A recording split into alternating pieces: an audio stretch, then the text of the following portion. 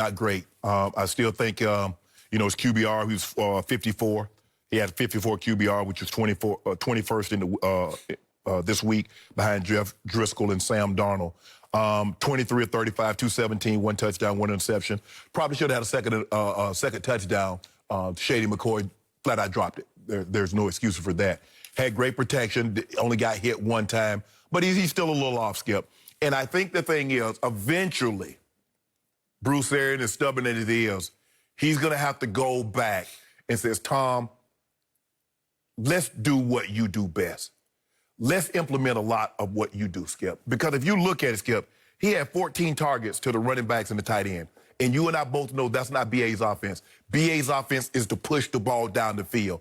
And Tom is still not quite comfortable with that yet. And I believe he will be better served if he let Tom do what Tom does. And if that's going to be the offense, that's going to be the offense. Because you're not going to get maximum value for these big play receivers because Tom does not want to put the ball in harm's way. And in BA's offense, he wants you to put the ball in harm's way because he's like, risk it, no biscuit. I thought he was off, Skip. That was a bad interception. I got a little video here, a little montage. I came in this morning. Yeah, came in like 3:30 this morning and put this together. I was in the edit. I heard you come in at 6. Don't worry, but see, there you go. Stop drop snitching. I heard your door open at 6 o'clock after I got here at 4. You drop snitching. Look at this, Skip. What is that? I don't know. What we supposed to do with that, Skip? That's Tom Brady. It was a great catch by the... Okay, what about this right here, Skip? What is that? Well, the guy's covered and he didn't want to throw another pick six, so he just threw it. You can hit it between 8 and 0, and it won't get picked. You could hit the... Okay, what about this right here? Yeah. What's the excuse? What was that one? Covered. Really, Skip? You know what they always say about Brady? He always throws it where you can't intercept it. He also, the golden and guess what he did? He was throwing it where his guys couldn't catch it also. That's also, I guess, one of his rules also. Okay. Skip, I'll give him a C- because you expect more from Tom Brady, and I understand it's early in the season. I expect him. I hope he gets better. But right now, Skip, I can't, And then he played Carolina. Let's be real, Skip. How many wins do you think Carolina's going to have at the end of the season? I thought you loved little C-Mac. I'm saying I love the player. I'm talking about the team. So over under 5 wins. I don't know. They play in the toughest division in football. Okay. Yeah. And he not very. Their team is not very. I saw some weapons. Robbie Anderson's a weapon, and DJ Moore is a weapon, and Lil Samuel is a weapon. They got nuclear capability, and then C-Mac is like an MVP. And now he hurt. Okay. Remember, he left the game. Boy, yesterday was brutal for injury, Skip. Gee. I'm going to give him a C-. I thought he did some good things. There were some things I didn't think he did really well. And eventually, in order for you to maximize Tom Brady, you're going to have to let him run a lot more of what he's really good at and let him implement a lot of his offense, which utilizes the tight ends and the running backs. Okay. Somebody on the show has to be objective about Thomas Edward Patrick Brady Jr., and I will be that man right now. I will give him a B objectively, because he deserved it, because his first half was an A+. He was Super Bowl Tom for a half. First half, he throws for 198 yards and a touchdown. They are up 21-0, and I'm down in the flats below Beverly Hills, below Bel Air. I'm just dancing in my little place. How many yards you said he threw for in the first half? 98. So he's on his way to a 400-yard Okay. day, right? So in the second half, he goes 6 of 12 for a grand total of 19 yards, which is no good. Not only has the one interception I cannot defend. There's something wrong with Rob Gronkowski, because that throw was in the vicinity, in the direction of Rob Gronkowski. And he looks a little washed up to me, and I don't use the term wash like LeBron does. I use the up at the end of it, as in washed up, as in over.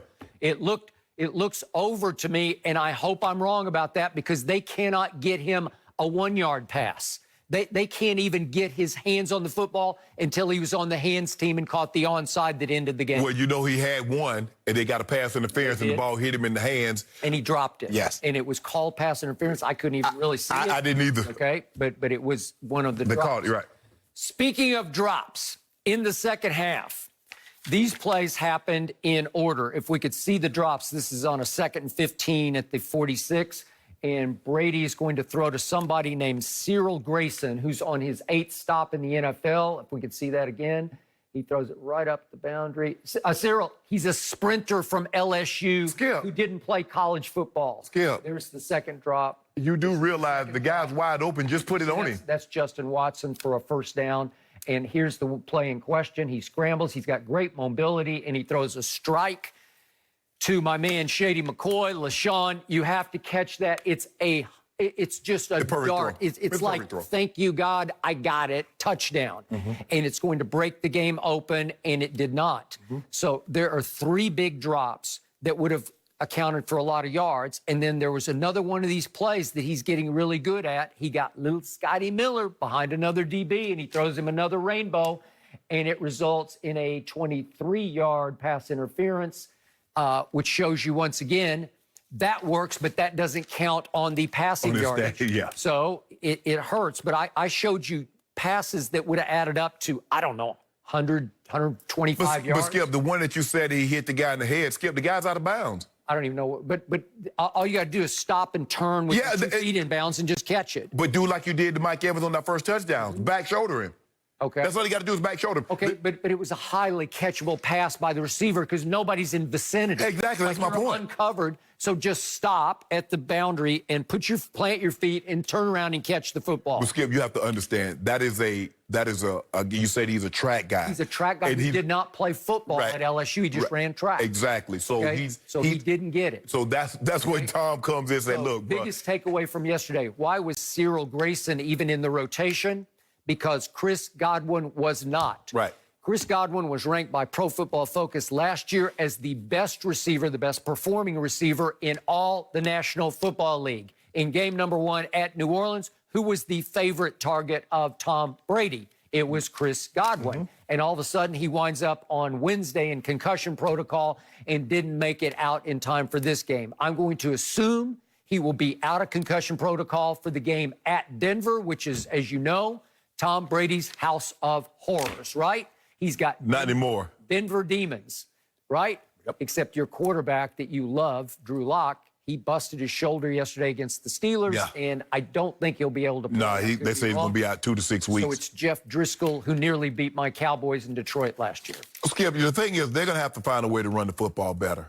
I know Leonard Fournette had 12 carries for $103. He's starting to find his way into the Arians offense. But they had 22 for 122. So they're going to have to get a little bit of consistency at that. And if they can get better consistency at running the football, now Tom is a very good play-action quarterback. So now you'll be able to hit those big throws to Evans. You'll be able to hit those big throws to Godwin. I don't know if Gronk, we're going to ever see the Gronk that we remember. I hardly recognize him, Skip. Because when he throwing the ball to him, and I know, it's like, who the hell is he throwing to? And I'm like, man, that's Gronk. Yep. As you know, he lost a ton of weight. Yes.